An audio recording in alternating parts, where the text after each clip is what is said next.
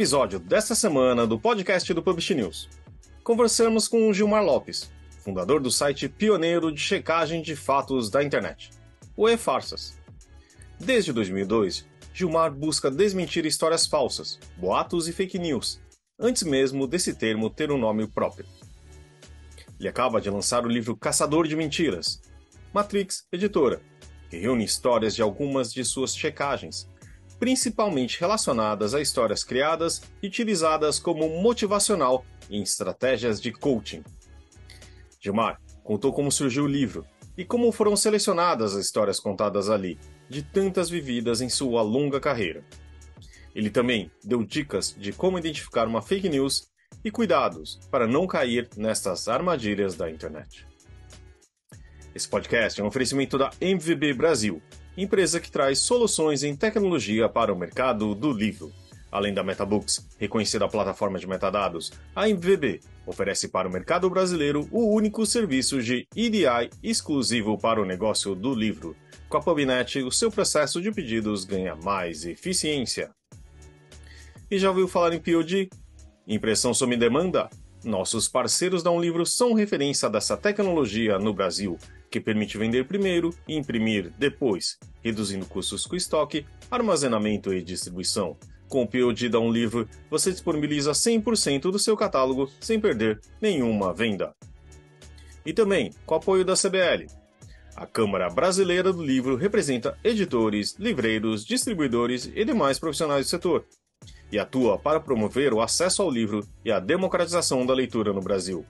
É a agência brasileira do ISBN e possui uma plataforma digital que oferece serviços como ISBN, código de barras, ficha catalográfica, registro de direito autoral e carta de exclusividade. Esse é o episódio 313 do podcast do Publish News, do dia 25 de março de 2024, gravado no dia 20. Eu sou o Fábio Errara e esse episódio conta com a participação de Guilherme Sobota. E não se esqueça de assinar a nossa newsletter, nos seguir nas redes sociais, Instagram, LinkedIn, YouTube, Facebook, TikTok e X, todos os dias com novos conteúdos para você. E agora, Gilmar Lopes. Gilmar, primeiro, obrigado por estar aqui com a gente. Prazer falar com você. Obrigado pelo convite, é muito bom a gente tá se falando novamente, a gente já se conhecia pessoalmente, né?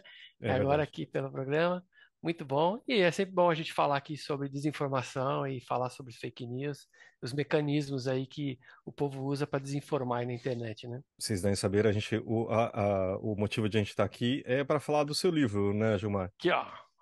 Aqui, ó, Caçador de Mentira! Olha aí! Muito bom. O Caçador de Mentiras. Aí, ó, Mas aí ele tem lá. me conta como foi, primeiro, a ideia de fazer o livro, né? E como foi escrever o livro. Conta um pouquinho desse processo aí pra gente. Bom, eu já tenho o E-Farsas, né? Para quem não sabe, é um dos primeiros sites aí, o mais antigo em funcionamento no Brasil para desmentir notícias falsas da internet, né? E eu sempre tive vontade de transformar isso num projeto impresso, apesar da, né, a internet estar sempre dinâmica. E eu sempre quis fazer alguma coisa que fosse para sempre, né? Eternizado em papel. Mas se eu ficasse pegando as coisas que estão acontecendo na internet agora, assim, rapidamente o livro ia perder a novidade, né? Porque a internet é muito dinâmica, as coisas acontecem muito rápido. Então, o que que eu fiz? Procurei, pensei assim, numa pseudociência ou numa forma de divulgação que usa os meios das fake news, da desinformação, para tentar ajudar as pessoas, que é a autoajuda, né? Ela, me perdoem as pessoas que adoram autoajuda, mas na verdade mesmo a autoajuda só autoajuda quem está ministrando o curso de autoajuda, né? As outras pessoas nunca são autoajudadas.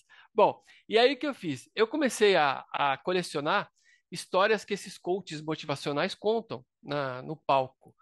E aí eu percebi que tem uma coisa em comum entre eles, entre os políticos, entre essas pessoas que é, espalham notícias falsas na internet, que é usar um apelo ao leitor, ao espectador, para conseguir trazer mais engajamento para aquilo que ele está falando e através de notícias e histórias que nem sempre são verdadeiras, né?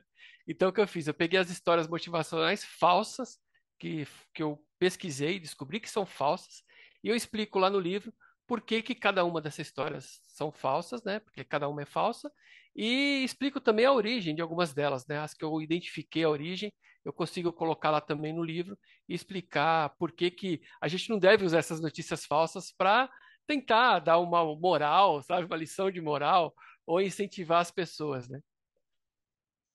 E aí, em 2000 e mais ou menos 2018, eu comecei a juntar essas histórias. E eu lembro que uma das primeiras é aquela história da águia, que a águia, depois de 40 anos de idade, ela sobe para o ninho mais alto, retira o seu bico e as suas penas, e depois de umas 2 semanas reclusas, ela renova, renasce. E por isso você deve renascer na sua vida profissional. Isso é balela, isso é tudo balela. Você deve ser sempre proativo e sempre ser criativo nas coisas que você faz, mas não precisava se basear numa história falsa, né? A águia, aliás, nenhum animal na natureza se automutila, né? Alguns animais eles acabam sendo se mutilando quando estão presos, estão em cativeiro, eles ficam estressados e acabam se mutilando. Mas na natureza não existe isso, né? E aí eu entrei em contato com alguns criadores e alguns estudiosos desse pássaro e eles me explicaram por que que isso é mentira. E essa é só uma delas, né? E aí, a partir disso, eu comecei a juntar várias outras e deu a origem ao Caçador de Mentiras. Legal. E eu queria te ouvir também como é que foi assim o processo editorial, porque o livro está saindo pela Matrix Editora, né? Isso. Como é que foi essa aproximação? E também assim, se você pensou num público-alvo, né? Pensando na relação com o site e tal, como é que foi esse processo? É, a Matrix, o pessoal da Matrix foram muito legais comigo, me ajudaram muito. Quando o livro já estava, já tinha, porque a gente nunca termina o livro, né? O livro é arrancado das nossas mãos, né? Eu já tinha ouvido alguns autores falarem disso e é verdade. Se ficar na sua mão, você nunca termina o livro.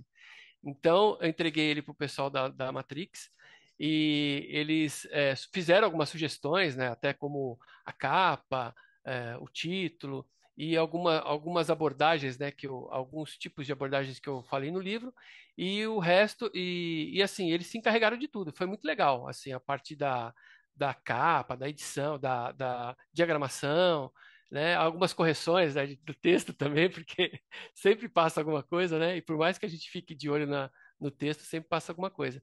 E eles estão dando um grande apoio para mim aí, foi muito legal. Está sendo um trabalho muito bacana. E no livro, claro que você fala sobre histórias falsas, né? Mas você elenca algumas características, né?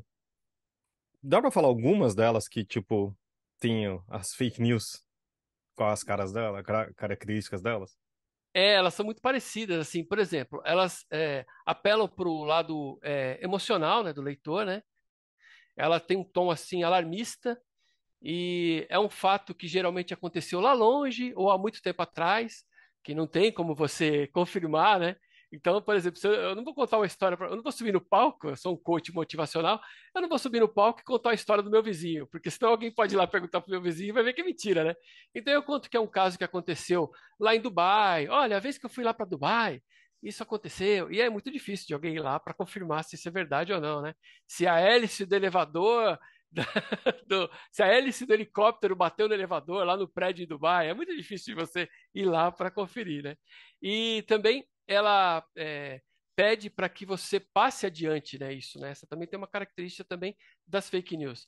Então, você pode ver que às vezes você recebe aí no grupo de WhatsApp da família, assim, olha, gente, vamos repassar antes que tirem do ar. Isso é uma característica muito forte das fake news e também dessas histórias motivacionais, né? E geralmente também ela não é datada. Então, as pessoas falam assim: olha, aconteceu esses dias tal coisa. Esses dias quando, né? Você vai pesquisar se alguma coisa que aconteceu mesmo aconteceu, pode ter acontecido ano passado, ano retrasado, né? E aí aquilo também deixa de ser verdadeiro, né? Por exemplo, na época da pandemia, apareceu uma história dizendo que o filho de um político, o filho de um governador, não lembro bem, tinha feito uma festa para 200 mil convidados lá, 2 mil convidados, enfim. A história era verdadeira, mas essa festa foi dada antes da pandemia. E aí pegaram uma notícia verdadeira, mas só que fora de data, né? Então as pessoas espalharam, e aí é interessante que as pessoas compartilham, né? essas desinformações, assim, olha que absurdo, eu bem que sabia, eu não podia confiar nesse cara. Então, também vai assim, ao encontro do que as pessoas já pré-julgam, né, daquela situação, né? Mas só uma coisa em cima disso também, Gilmar. Aham. Isso parece também um pouquinho, quer dizer, não o que você falou, mas isso são parecidas com histórias bem contadas. Aquela história do storytelling, tudo, não é? Tipo, e aquilo que, por exemplo, eu caí numa desses dias, né? Do tipo, eu sou São Paulino, e digamos que o nosso técnico não tá no nosso São Paulino, né? Claro, não sei nem que time você torce, mano. Tô colocando você. Mas assim, ele não tá fazendo um bom trabalho. E aí caiu na minha timeline assim, Carpini demitido. Eu falei, ufa, tava na hora. Só que eu nem fui checar. Aí eu falei assim, aí eu perguntei pro amigo, você viu que caiu? Ele falou, quem caiu? Eu falei, nosso técnico. Ele falou, mas tudo isso, como que também tem isso? É utilizado um pouco umas técnicas em uma boa narrativa, Sim, né? sim. E aí fica muito próximo daquilo que também apela pra você, né? Então quem caiu foi você, né? Não foi o técnico que caiu, foi você. Eu Exatamente. fiz um vídeo uma vez com o Pirula, lá no Fake News, o programa que a gente apresentava lá no UOL, né? Que a gente foi pegando todas as características de uma fake news e a gente foi criando uma notícia falsa na hora ali, né? Ao vivo, né? Então a gente criou lá que a pizza de mussarela curava câncer, né? E aí a gente foi colocando, né? Todas as características e tal, e ficou um trabalho muito bom. A gente falou que a China não tinha ainda conseguido colocar a pizza dentro da pílula, né? Então, por isso que ainda não estava sendo vendido em pílula. E foi muito bacana. E é justamente isso. Você tem que tentar amarrar alguns dados e misturar com alguns dados reais, né? Com aquela história que você está contando para você não se perder. Eu fui assistir há pouco tempo uma montagem agora do Auto da Compadecida, né? E aí tem um personagem lá que é mentiroso pra caramba na história, né? E ele tá contando a história e ele fala que ele tá correndo com o cavalo atrás de um bezerro. E no meio da história ele fala assim: então, aí eu peguei o boi, lacei o boi. O cara falou: ué, mas não era bezerro? Ele falou: é mesmo. Então, ele já se pegou na mentira na hora da história que ele estava contando. Então, assim, são histórias elaboradas, mas assim, isso não é novidade, né? Por exemplo, tem um caso que eu investiguei uma dessas histórias que eu investiguei no livro, que é uma variação de um conto chamado O Zelador, em inglês, de 1800 e alguma coisa, que é a história do Tramontina, né? E diz que o Tramontina, ele era porteiro de um bordel e ele não sabia escrever e por isso mandaram ele embora, despediram ele desse emprego, né? E aí, com o dinheiro da demissão, ele foi lá, começou a comprar ferramentas e acabou virando a enorme multinacional que é a Tramontina. E aí, quando ele foi dar um autógrafo numa das festas lá da multinacional, uma pessoa lá que foi pedir o autógrafo falou, ele falou assim, eu não sei escrever para te dar autógrafo. Ele falou, nossa, mas se você soubesse escrever, o que você ia ser hoje? Não, eu ia ser porteiro do bordel ainda até hoje, né? E essa história é falsa por vários motivos, porque o Tramontina, em primeiro lugar, é o fundador da Tramontina, ele faleceu antes de ver, né, a empresa dele virar uma multinacional. Foi a esposa dele, a viúva, que conseguiu transformar a empresa numa multinacional. Ele nunca foi porteiro de bordel. E outra, essa história, apesar de ter uma moral lá, que você deve perseguir os seus sonhos, e enfim, é uma campanha contra a educação, né? Porque está ensinando as pessoas que não é para você ser alfabetizado. Eu acho que estranho essa história, né? Então é assim, a gente tem que ficar de olho nessas histórias que contam aí e tem coach motivacional aí que cobra uma grana grande, uma grana forte para você assistir ele falando um monte de mentira lá e como você pagou, né? Você acaba assistindo tudo até o final, né? Você já falou um pouco no começo, assim, mas eu queria entender, né, nessa sua trajetória de checagem, como é que esse assunto, né, o coaching, como é que ele ganha relevo, digamos assim? Na verdade, assim, tá tendo uma moda muito grande agora de venda de cursos, né? Então, o sujeito te faz você pagar um curso, você vai lá, paga caríssimo no curso, quando você vai descobrir que esse curso é ensinando como vender curso, né? Então, aí você vende curso de como vender curso, e aí lá dentro tem outro curso, então é como se fosse aquela boneca que tem uma dentro da outra, assim, sabe? E aí você acaba ficando ali, tentando ganhar dinheiro, quando na verdade quem está ganhando dinheiro é o coach, né? E ele acabou entrando por um acidente, assim, na história do livro, né?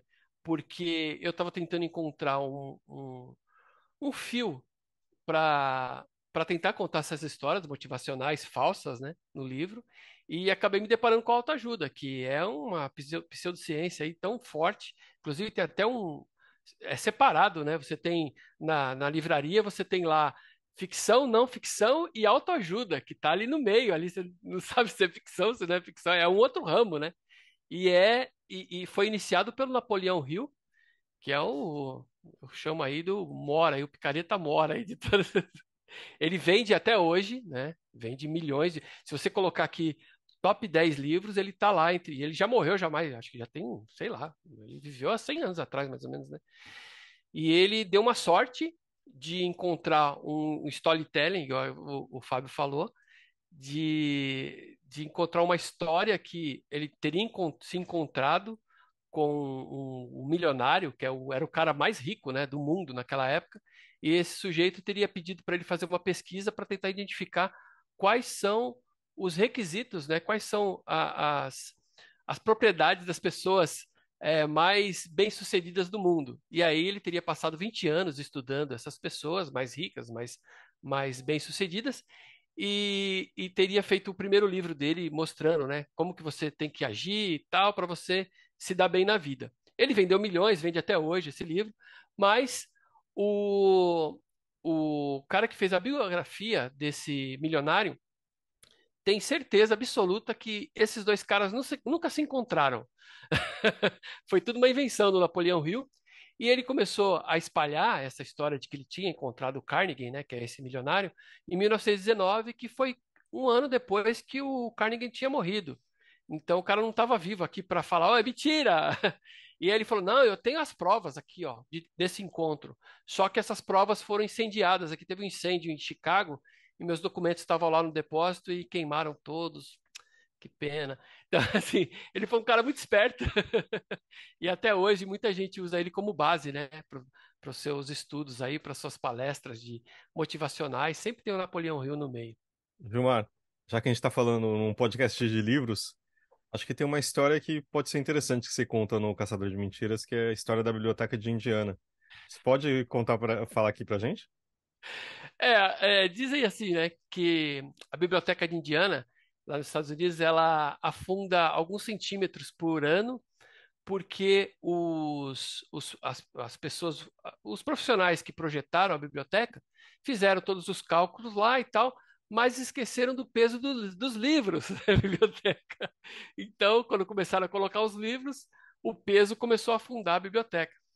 E aí isso serve para você saber que você sempre tem que projetar muito bem as suas coisas antes de iniciar um projeto e tal. Bom, só que essa história é falsa, né? E surgiu de uma folclorista, tem uma estudiosa de folclore nos Estados Unidos, que ela bolou essa fake aí há muitos anos atrás. E ela falou assim: e se uma biblioteca afundasse porque esqueceu? E colocou isso num estudo que ela fez. E isso foi desmentido, inclusive, por um estudioso. Eu tenho aqui no livro os nomes certinhos, que ele fala que é o seguinte: a biblioteca de Indiana, ela foi erguida em cima de um solo lá que já está há milhões de anos, um solo rochoso lá que não tem como ele ceder de jeito nenhum. Então, essa história é completamente falsa. Inclusive, na internet circula uma foto, né, de uma universidade onde teria essa biblioteca, né? E junto, né, com o texto. E essa biblioteca é lá de Portugal, não tem nada a ver com Digiana e tal. Então, assim, é mais uma história aí motivacional que não tem um pingo de verdade. É isso, né? As pessoas usam essa história para tirar uma lição de moral, assim, um negócio motivacional, é isso, né? Isso, exatamente. Mas eles podiam usar histórias reais, né? Tem muitas histórias aí bacanas que acontecem mesmo e são comprovadamente. Aí você pode procurar a documentação, vai estar tudo lá. Não precisaria criar histórias falsas, né, para isso, né? Tem muita coisa que ficou de fora do livro, é claro, porque não cabe tudo lá. Mas a ideia era isso, era pegar essas que até hoje ainda se falam aí, festa da empresa. Às vezes chega a diretoria e quer fazer uma reunião com os funcionários, aquela confraternização, e aí sobe o chefe, o dono da empresa sobe lá e conta uma história para deixar todo mundo emocionado. Essa história, né, Podia ser verdadeira, né? Mas não é. Ah, entendi. Bom, você começou esse trabalho, né, no momento em que o termo fake news ainda não existia, né? Eu queria, eu queria te ouvir porque eu queria te ouvir sobre esse começo, assim, e tal, mas também, assim, porque você estando dentro, né, desse processo, digamos assim, de checagem e tal, há muito tempo, não deve ter sido exatamente uma surpresa para você o lance da fake news ganhar atração, digamos assim, né? Como é que foi esse processo de lá para cá? Assim, como é que foi ver esse crescimento já inserido nesse mercado de checagem? Então, eu estava até dando uma pesquisada, né, sobre esse termo, né, fake news, né? Ele já existe há mais de 130 anos lá nos Estados Unidos, mas não era usado com essa conotação, né? Eu tenho quase certeza que quem cunhou esse termo foi o Trump, né? Toda notícia que ele não gostava, ele chamava de fake news. E é até uma contradição, né? Porque se a gente traduzir ao pé da letra, é notícia falsa, né? E notícia não tende a ser falsa, né? Quando o repórter ele publica uma notícia, ele fez toda uma investigação por trás. Então, é um termo até, eu acho um termo até meio errado, né? Assim, quando eu comecei, chamava de hoax, que também era um termo americano, né?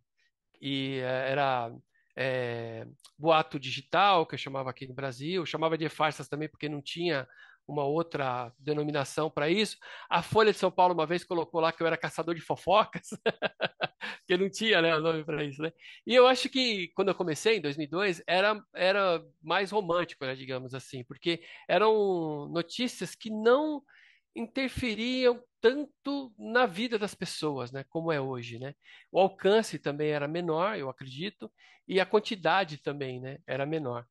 É, exceto em alguns casos, como de saúde, que desde o começo lá eu venho, né, tentando desmentir. Por exemplo, olha, se você tomar água com limão, você vai curar do câncer. Sabe, umas coisas assim, uma coisa que é tão simples para um problema tão grave, né?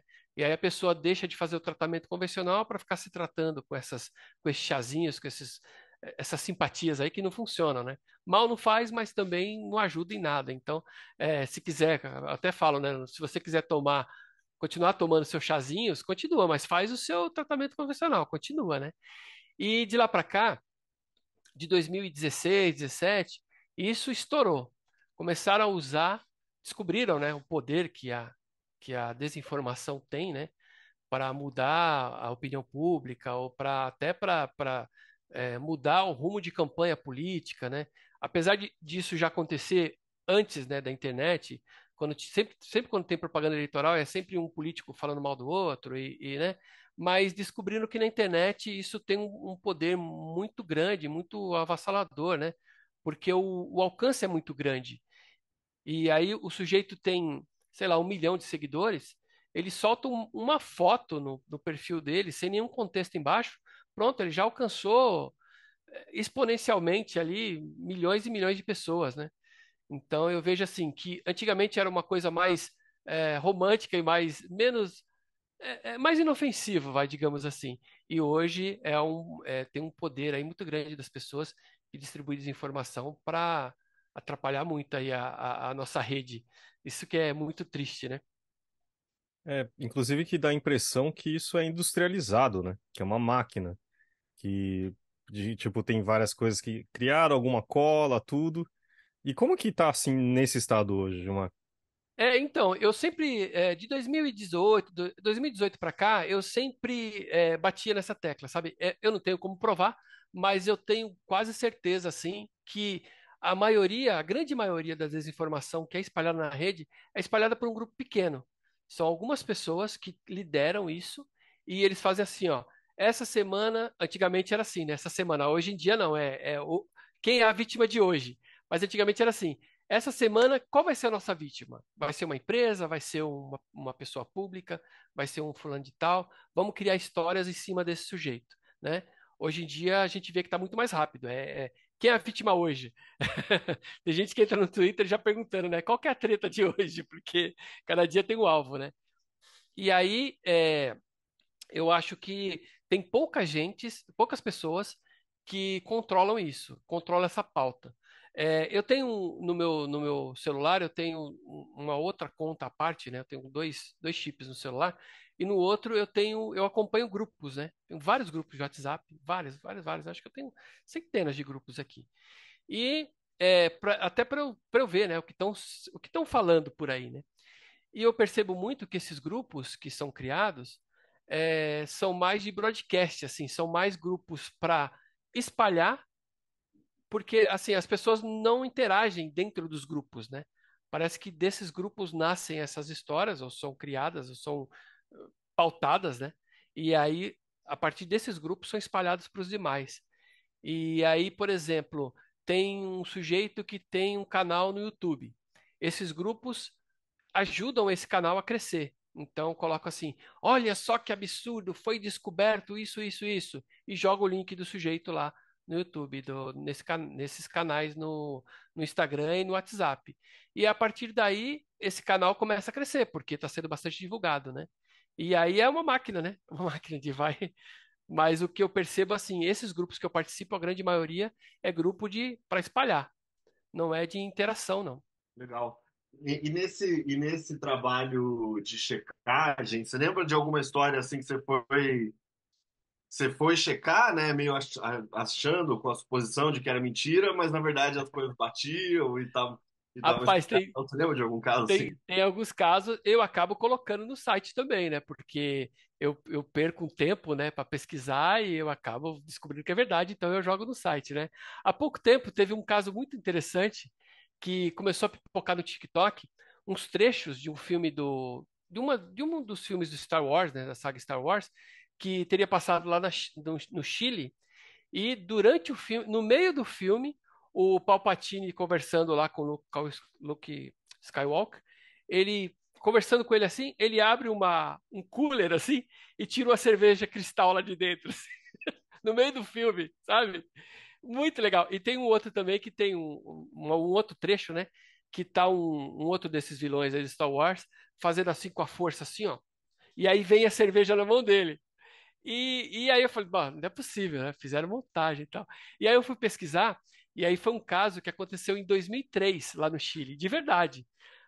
Eles queriam passar o filme Star Wars sem propaganda, sem intervalo comercial, né? Então o que eles fizeram? Eles inseriram as propagandas dentro do filme. Então tá lá o Luke Skywalker conversando, de repente aparece a mão dele assim, pegando uma cerveja, sabe? Cerveja cristal, muito, muito bom. E é claro que a Lucasfilm, Jorge Lucas, entrou com processo lá em cima da TV e, né, eu não quero ver você me associando a cerveja e tal. Mas a agência que fez essa campanha ganhou o Cannes em 2004, no ano seguinte, pela ideia, que foi muito boa. Então, era uma história que eu achava que era falsa, né? E no fim eu acabei descobrindo que era verdadeira. Muito boa. E é muito boa, por sinal, né? Muito bom mesmo. E pior que eu vi esses dias, eu falei assim, não, é tipo alguma brincadeira do TikTok, mas essa semana eu vi mesmo. É isso mesmo, é isso mesmo. Mas, Gilmar, e pra gente, pessoas comuns como eu, como que a gente não cai nas fake news, né? Tipo, como que a gente, como cidadão também, né, vendo, né, que cada vez está inserido mais na nossa vida política, inclusive, a gente pode evitar espalhar ou cair em fake news? Essas histórias aí que são compartilhadas na internet aí, elas estão ficando cada vez mais elaboradas, né? Então, cada vez é mais difícil você tentar identificar, mas assim, tem algumas características que não mudam. Por exemplo, geralmente essas histórias não são datadas, né? Então, você recebe ali no seu grupo de WhatsApp assim, ó, veja só o que aconteceu. Aconteceu quando, né? Você tem que tentar entender ali se tem quando isso aconteceu, né? Geralmente aparece assim, ó, essa semana a ciência descobriu tal coisa, né? Poxa, isso é muito vago, né? E geralmente tem aquele tom alarmista, né? Então você recebe ali. Eu uso como exemplo o grupo de WhatsApp porque é onde eu mais pego, né? O meu material é no grupo de WhatsApp, né? Então é assim, geralmente é aquela história que vem ali muito alarmista, sabe? Vem em caixa alta, coloridona, e cita nomes de personalidades ou de entidades, né? Para dar mais credibilidade para aquele assunto, né?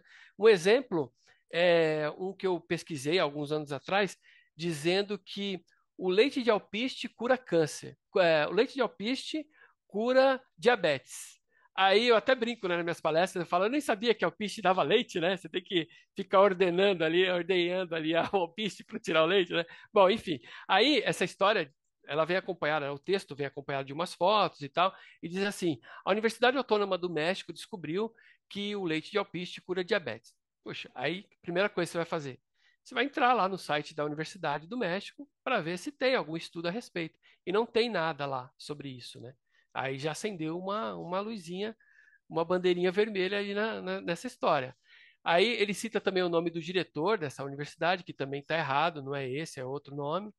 E tem mais algumas características ali embaixo que ele mesmo, o próprio texto já se contradiz, né? Então ele diz que é uma descoberta recente, depois lá para baixo ele fala que isso é conhecido há muitos anos, há muitas décadas, aí apela também, né, para a falácia da antiguidade, né, que diz que quanto mais antigo é aquilo, mais a probabilidade daquilo ser verdade, né, é maior, que é mentira isso, né? Não é porque uma coisa existe há 2000 anos quer dizer que ela seja verdadeira, né? Não é porque ela é antiga que ela é verdadeira, né? E a ciência comprova vários casos aí, ou desmente, né? Vários casos que são tidos como verdadeiros aí há milênios, né?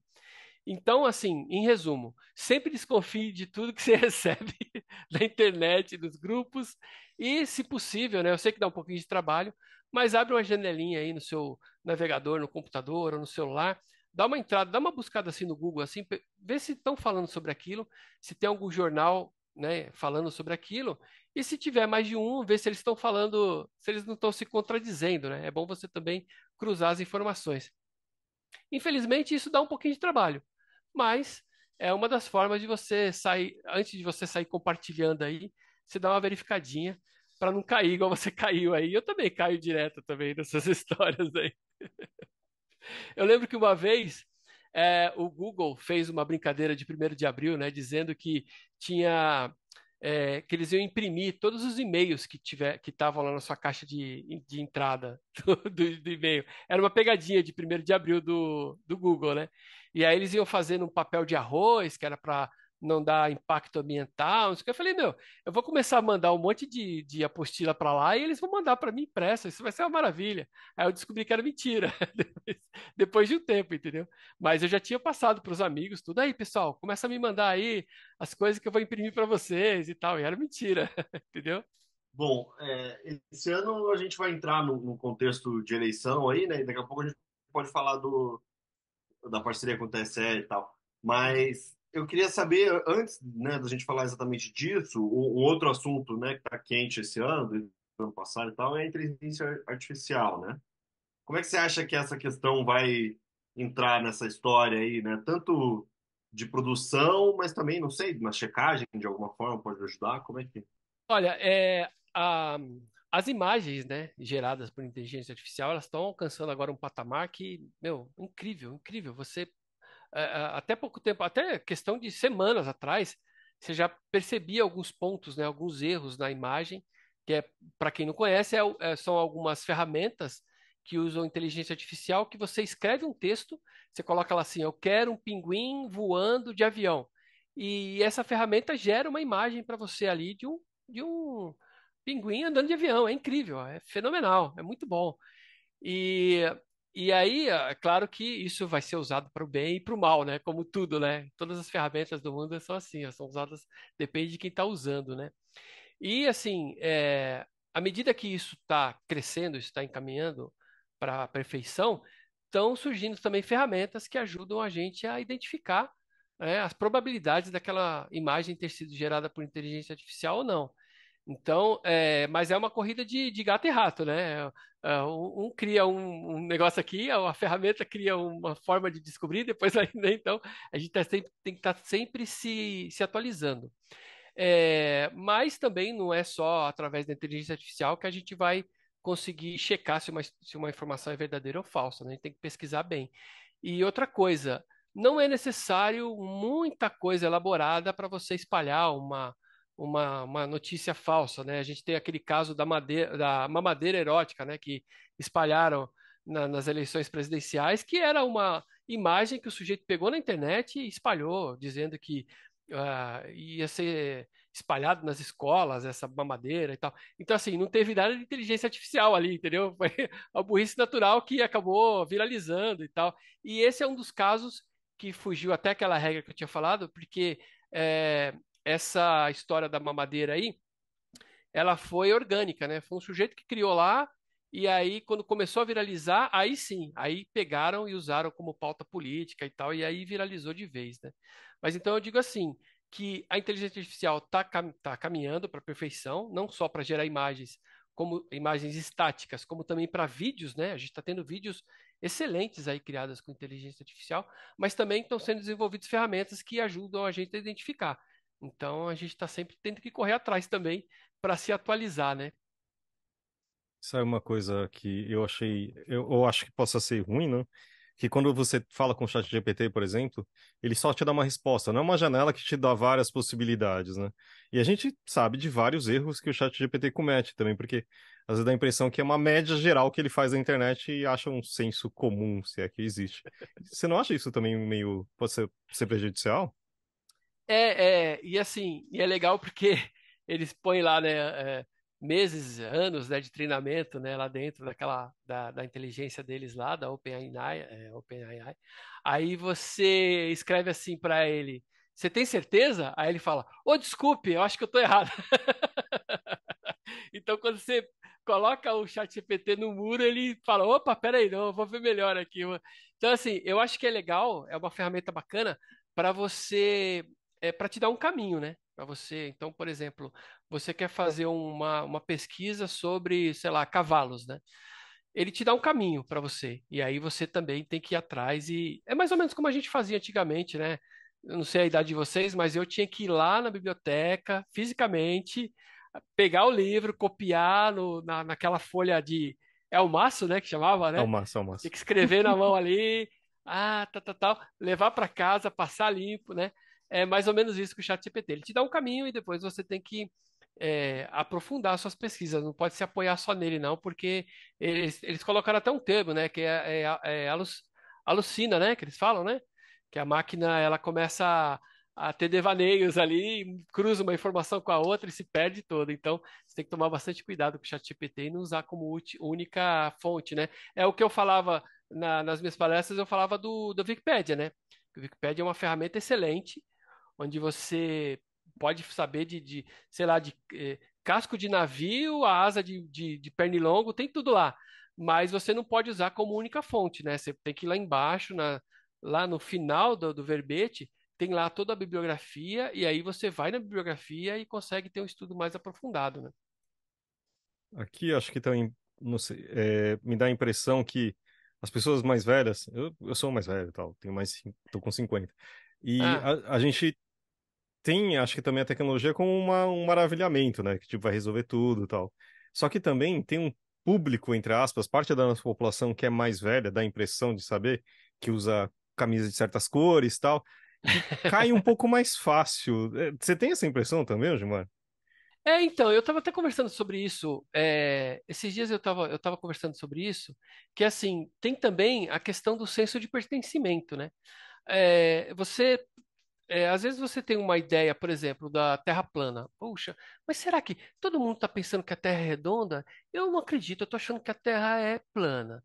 Aí você entra num grupo, você descobre um grupo onde tem um monte de gente que pensa igual você. Aí você fala, nossa, tô na minha casa agora, tô acolhido, né? Eu até brinco que é igual a confraria da Air Fryer, né?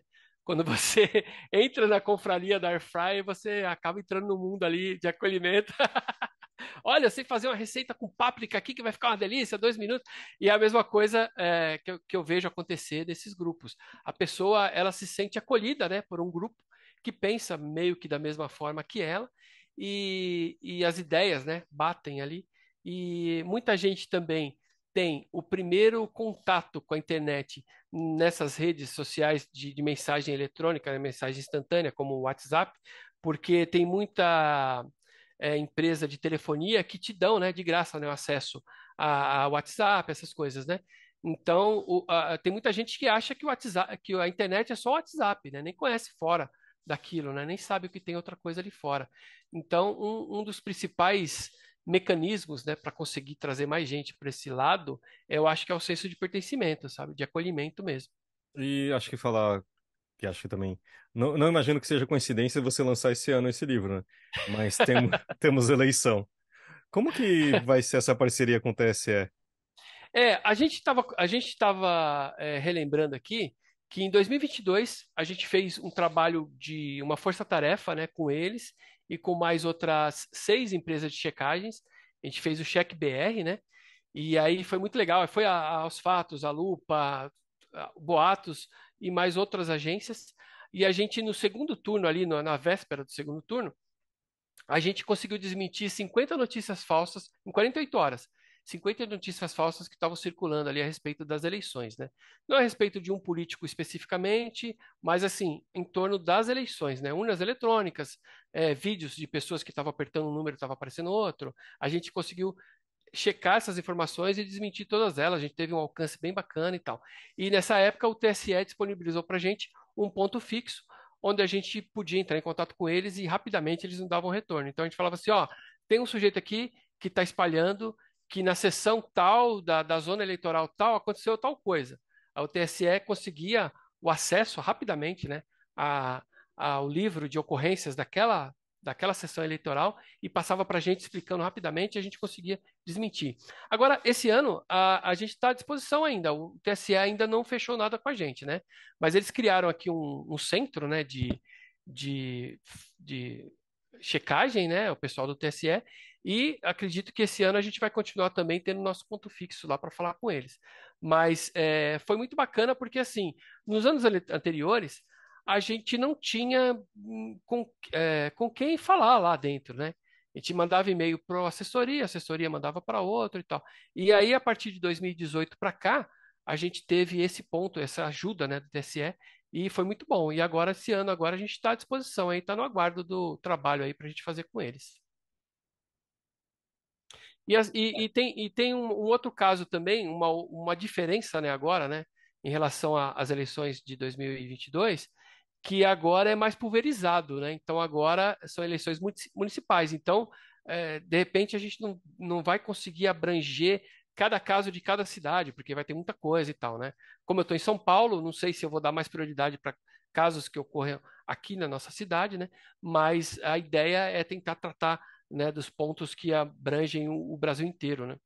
Claro, porque você observou bem, né, no começo do seu trabalho com isso, ou seja, 20 anos atrás, mais ou menos, obviamente tinha, né, às vezes intenções maliciosas, né, de dar golpe, enfim, coisas que acontecem, mas que também aconteciam fora do ambiente virtual, de alguma forma, né? Né? E aí, ao longo dos anos, essas questões foram se desenvolvendo a ponto de influenciar eleições, influenciar discussões políticas, né, com grandes consequências e tal. Então, claro, o trabalho de checagem também por si mesmo ganha uma nova relevância, né? Isso é interessante, assim. Nesse sentido, você tá planejando se envolver com as eleições, mesmo que o TSE não faça esse esquema de novo? Sim, Como é que sim, tá o... sim. Eu fico de olho aqui nas minhas redes, né, para ver, e eu trabalho sob demanda, né? As pessoas até reclamam aqui, falam, por que você só fala não fala de. Eu falei, calma, eu trabalho com o que me trazem aqui, né, para eu pesquisar, né? Então, eu fico de olho aqui quando começar mesmo a época das eleições aí, ver quais são os casos que estão sendo mais compartilhados, né, que estão mais estão viralizando, né? E vou correr atrás para tentar desmentir esses que estão mais em evidências, né? Mas eu costumo não ser muito monotemático no site, eu gosto de diversificar bastante, mas tem épocas que não tem jeito, como na Copa do Mundo mesmo, não tinha outra forma a não ser falar de futebol, né? E aí é até legal que lá na época da Copa começaram a falar que o Brasil tinha comprado a Copa, né? Com isenção de imposto, não sei o quê, a FIFA estava por trás, e aí durante o campeonato foram vendo que o Brasil estava ruim, aí começaram a inventar que o Brasil tinha vendido a Copa, porque não dava para continuar com essa mentira. Bom, e aí agora nas eleições a gente vai tentar usar esse mesmo parâmetro, né, que é de viralização, e pegar os que estão mais em evidência e tentar correr atrás para descobrir, né? Com certeza a gente vai continuar tendo o apoio do TSE, porque foi um trabalho muito bacana que eles começaram em 2018 e de lá para cá eles têm ajudado bastante a gente nesse ponto, entendeu? Porque assim, a gente também não pode confiar em assessor de político, por exemplo. Se você manda uma mensagem perguntando alguma coisa para o assessor de político, ele responde o que ele quiser lá. Algumas vezes, eu não vou falar todas, mas algumas vezes não são verdade, entendeu? E aí, quando você confronta a pessoa, ele faz igual o ChatGPT. Ah, desculpa, não entendi o que você perguntou. E aqui no nosso momento MVB Brasil, hoje com Edemar Vioto Júnior. Tudo bem, Edemar? Tudo bom, Fabio? E você? Tudo certo. Hoje a gente vai falar uma parte relativamente nova na MVB, né, Edemar? Conta pra gente essas novidades. É uma novidade aqui no Brasil, mas a gente já. A MVB é uma empresa que foi criada há 75 anos para pensar inovação no mercado do livro lá na Alemanha. Então, ao longo desses anos todos, né, pensando em soluções de tecnologia para o mercado do livro, a gente acabou desenvolvendo e adquirindo alguns negócios também. Em 2018, a gente adquiriu o serviço de DI PubNet, que é o maior serviço de DI dos Estados Unidos e Canadá.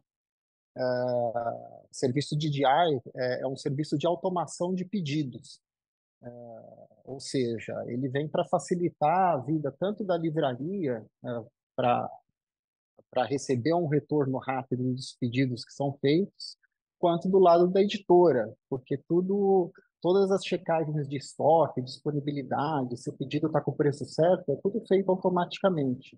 Quer dizer, Então, a o livro livraria, tá saindo, tá acabando o estoque, a editora já fica sabendo e já eu tô. isso, Uhum. o livreiro, o livreiro vai fazer tudo dentro do sistema dele. Então, quando chega o ponto de pedido de determinado item ou de um conjunto de itens para pedir para a editora, o sistema gera esse pedido e a ideia é o livreiro apertar um botão e, em questão de segundos, saber se o fornecedor, né, a editora ou o distribuidor, atende esse pedido de maneira completa ou de maneira parcial. E do lado da editora, isso é interessante também, porque a editora para de ficar recebendo aquele tanto de e-mail com PDF anexado, e tem que checar estoque, devolver o e-mail, tudo isso daí leva tempo e vai muito trabalho. Então, toda essa checagem, se tem estoque, se as condições estão corretas, é feita de maneira automatizada. E no momento que a editora aceita o pedido, né, de novo, a editora usa o sistema dela, vai vir um pedido, e o sistema da editora fala, olha, esse pedido está ok, vamos separar os livros aí e emitir a nota fiscal. No momento que a editora emite a nota fiscal, essa nota fiscal já é transmitida automaticamente via sistema também para a livraria não tem que ficar também digitando os dados da nota fiscal para inserir no sistema dela. Então, a gente consegue trazer muita eficiência e uma agilidade muito grande também nesse processo de pedido. Boa. E agora, e como que as editoras vão e livrarias precisam adotar? É só falar com o seu representante MVB, é isso? Isso, a gente está no momento de implantação. Então, o que que a gente está fazendo? A gente está conversando com os sistemas e a gente criou um hub de integração. Então, qualquer sistema vai se integrar à Podnet de maneira bem simples. A gente tem uma área técnica na MVB também, que vai dar todo o suporte, colocar a mão na massa para essa integração acontecer de maneira mais rápida possível. E na medida que os sistemas vão se integrando, a gente vai iniciando os testes. A gente já começou os testes com algumas editoras e algumas livrarias, ainda um teste fechado em menor escala, e a partir agora de abril a gente vai começar a ampliar esses testes para outras editoras e outras livrarias. A ideia é que a PubNet comece a, a entrar em operação mesmo no segundo semestre. Então, é até de maneira que a gente considera rápida, porque a principal pendência que a gente tinha para a implementação da PubNet era a questão de integração com sistemas que a gente está resolvendo antes de falar com os editores e com os livreiros. Quer dizer, resolvendo essa integração, como você já afirmou bastante, vai ser algo bem tranquilo, porque a gente vai integrar no sistema já da editora, que o pessoal já está acostumado a fazer. Então, a mudança também no dia a dia é mais para facilitar, não para criar mais um problema de TI, é isso, né? É isso aí. Então, a gente vai resolver o problema, a gente não vai trazer mais problema, pelo contrário, a gente espera que a PubNet vai trazer um ganho muito grande, tanto para o lado da livraria quanto para o lado da editora. E a PubNet já tem mais de 20 anos de mercado, o mercado americano, o mercado canadense, usam extensivamente a PubNet, cerca de 15% de todo o faturamento desse mercado transita pela PubNet. Então, é um sistema muito robusto, seguro, consolidado, como são os produtos da MVB também. A gente preza muito por essa a questão da segurança, né, e da eficiência. Muito bom. Ótimas notícias. Edemar, muito obrigado Legal. aqui pelas informações e a gente vai se falando. Até mais. Tá legal, Fábio. Um abração. Tchau, tchau. Boa. Gilmar, a gente sabe que você está fazendo eventos, tudo, né? Quer contar pra gente? A gente está gravando no dia 20 de março e vai entrar no ar na segunda-feira, que é dia 25, Dia né? 25? Isso. Bom, eu tenho algumas entrevistas agora essa semana, mas já vai ter passado já, então já passou. Estou falando com vocês agora no futuro, mas é no passado. Mas na semana aí que vai ao ar esse podcast aqui, eu vou estar na Rádio Bandeirantes, às 7h30, lá no programa Estação Band FM. Vou estar ao vivo lá no estúdio com eles lá. Já me falaram comigo aqui para a gente falar um pouquinho sobre fake news e sobre o livro, né? E também eu vou estar passeando aí pelo Brasil para divulgar o livro, né? Aí, à medida que for aparecendo aqui as pautas aqui, eu vou avisando para vocês. Em maio também a gente tem, né? Um negócio bacana lá, o pessoal lá dos Três Elementos, que eu vou participar lá também. Mas aí, quando estiver chegando mais perto aqui, eu vou avisando para vocês. Eu também, além disso, eu palestro, né? Ministro uma palestra sobre fake news nas universidades e também nas escolas. Então, eu estou sempre aí. Quem quiser também entrar em contato para a gente falar sobre isso, é muito bacana. Inclusive, né, para a gente acabar com a desinformação, não tem outro jeito do que a educação, né? Que é a informação, né? Então, eu costumo falar nas escolas, para as crianças, para os adolescentes, também para cursos de jornalismo também, eu costumo falar em universidade sobre esse assunto, então é bem bacana, estou sempre aí no radar desse pessoal aí para falar sobre isso e tentar diminuir um pouco, né, a desinformação na rede. Gilmar, a gente vai agora para as indicações, mas já agradecendo aqui. Deixa eu começar para dar um tempinho a gente sempre é uma surpresa para os convidados aqui, então o Gilmar já está dando uma Estou procurada, mas procurando aqui. eu queria sugerir, eu não sou jornalista nem nada, mas tem uma das séries que eu achava que é mais fascinantes. É, o Guilherme viveu muito em redação de notícias, mas eu imagino que não seja assim. Mas eu achava uma série super bem construída que chamava The Newsroom. Não sei se vocês já viram. Ela foi produzida pela HBO. Foi do roteiro do Aaron Sorkin. É um cara que fazia uma outra série que eu adoro, que é o West Wing. Mas era fascinante e mostrando, tipo, coisas que dá a impressão que se jornalistas falassem tudo que pensam e falassem no ar, aconteceria.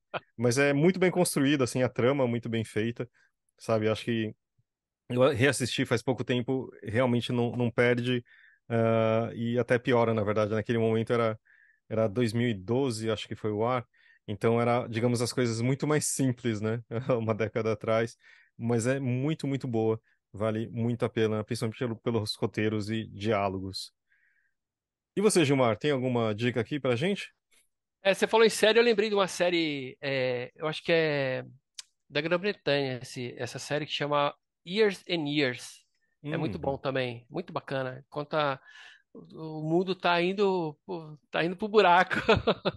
E aí tem uma família, e é legal porque a família é super carismática e tal, né? E aí no último dia o Trump, né, tá na presidência ainda e no último dia o Trump faz um decreto lá que, meu, acaba com a vida das pessoas de um jeito, acaba com a economia e essa família continua unida. É bem, bem legal, chama Years and Years. Eu não sei nem onde tem. Mas deixa eu contar para vocês um podcast muito legal que eu ouvi que chama O Presidente da Semana. Muito legal. Uhum. Pode procurar aí, se eu não me engano, é da Folha, do Estadão, não sei, mas é muito legal. Cada capítulo ele conta a história de um dos presidentes, né? É da É, Folha, da desde, Folha. Uhum. desde o primeiro se eu não me engano, até o Bolsonaro, eu Bolsonaro. acho. Uhum. Foi até Isso. Bolsonaro. E é muito legal porque, assim, a cada episódio você vê que o povo está à espera, né, daquele Messias que vai vir aqui, vai resolver o Brasil e tá todo mundo confiante que agora vai, que agora vai. E é muito bom, é muito bom. Pode assistir, pode ouvir, que são capítulos excelentes, bem, bem trabalhado, muito bacana. E no YouTube tem um canal bastante legal em inglês, mas tem a traduçãozinha embaixo ali, quem quiser, que é o Capitão Disillusion. É muito bom, não sei se vocês conhecem. Eu até esqueci qual que é a origem, qual que é onde que ele nasceu. Quer ver? Deixa eu ver se eu acho aqui de onde que ele não é americano, mas ele fala em inglês.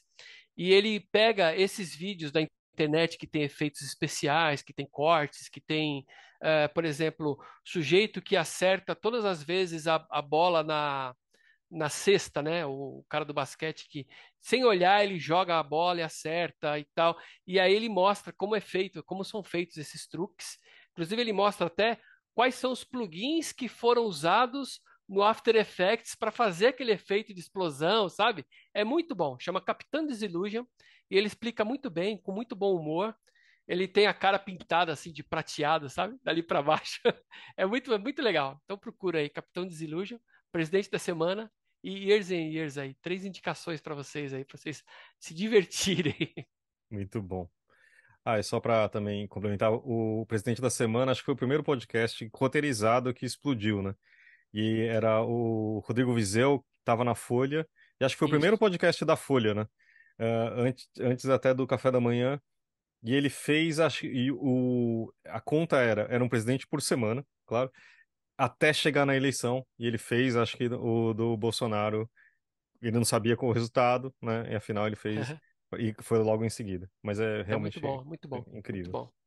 E o Capitão Disillusion, ele é sueco, mas é estranho, eu achava que ele era outra nacionalidade. Ele é diretor de cinema e tal, e aí ele montou esse canal, ele vai explicando lá esses vídeos, né, que aparecem na internet, que você fala, nossa, que estranho, esse cara pulou dentro do carro, como é que, será que é verdade e tal? E ele faz, é o que eu gostaria de fazer se eu tivesse dinheiro, entendeu? É o que ele faz no canal dele. E é muito bom e com muito bom humor, Capitão Disillusion. Boa. E você, Sobota, o que tem para indicar pra gente? Cara, eu vou indicar o último livro que eu li aqui, que é Para Isabel, uma Mandala, do Antônio Tabucchi. Foi publicado aqui no Brasil pela editora Estação Liberdade. O Tabucchi, ele é um escritor, ele é nascido na Itália, né? Ele é italiano, mas morou muito tempo em Portugal e ele era tradutor, né, de escritores portugueses e até brasileiros. Ele traduziu, por exemplo, Drummond para o italiano e especialmente o Fernando Pessoa. E esse é o primeiro livro póstumo dele, né? Ele morreu em 2012. Esse livro, que é um romance, foi publicado em 2013 e estava inédito no Brasil até agora. E aí a editora Estação Liberdade trouxe agora. Então fica a dica aí para quem está procurando uma ficção bacana. Para Isabel, uma Mandala, do Antônio Tabucchi. Muito bom. Legal, legal. Gilmar, cara, muito obrigado aqui pela conversa. Foi muito bacana e também acho que educativo para não cair mais nessas fakes aí. Mas valeu mesmo, né? A gente vai colocar todos os links aqui também das redes e também do livro, né? Mas valeu e boa sorte aí Aqui, ó. nesse novo caminho aí. Caçador de mentira! Boa, valeu. Falou, gente. Obrigadão, viu? Valeu, Obrigado pelo Gilmar. convite. Até mais. Valeu.